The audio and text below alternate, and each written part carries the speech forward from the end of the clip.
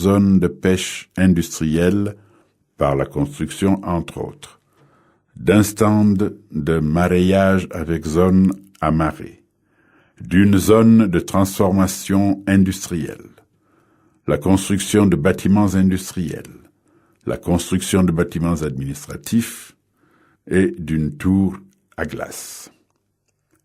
La construction d'infrastructures complémentaires dans le port en eau profonde de Kribi en soutien au projet du gouvernement camerounais qui est déjà dans sa phase de réalisation.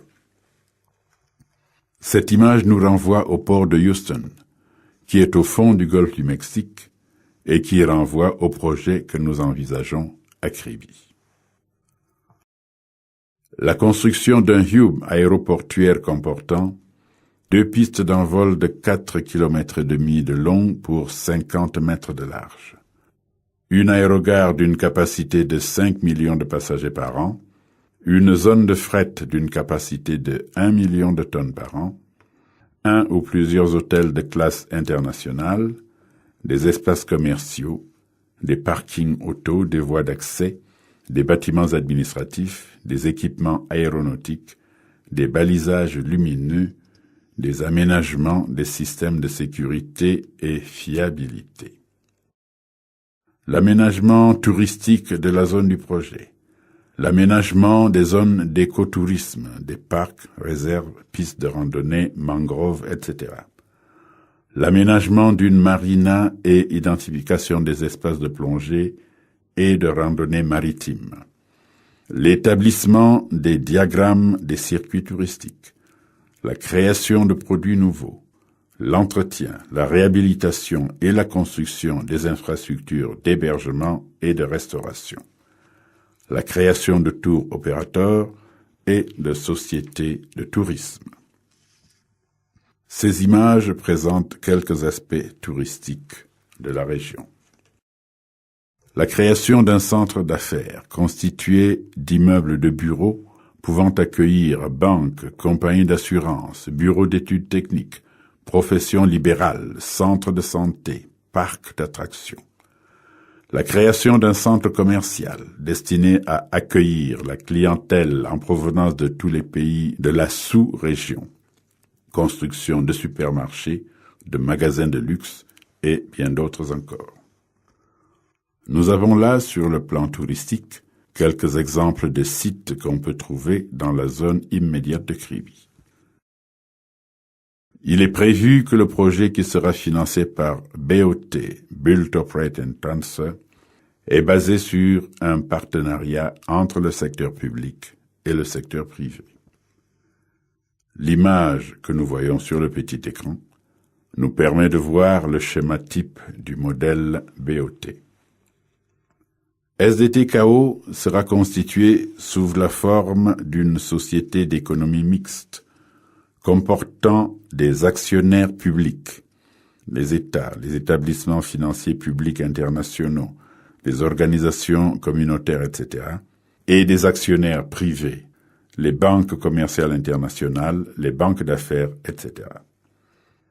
L'équipe du projet est constituée aujourd'hui de juristes, d'ingénieurs, d'architectes et de communicants, travaillant sous la conduite de Maître Joseph-Antoine Onambele et de M. James Ekoka.